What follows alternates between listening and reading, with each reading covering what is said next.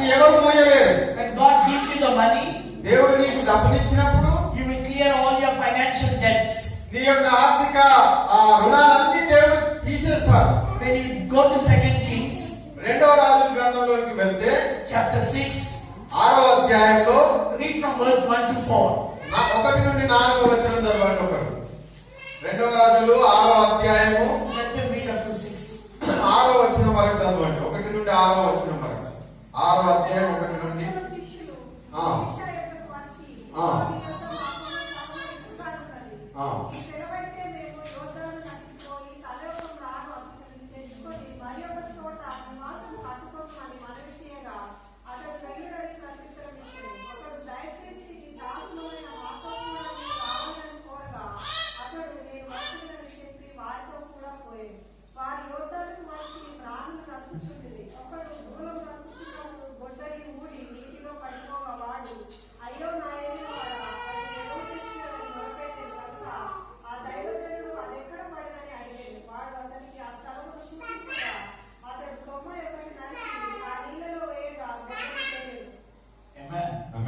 You notice in this chapter, ఈ అధ్యాయంలో మీరు గమనించండి, iron can never float.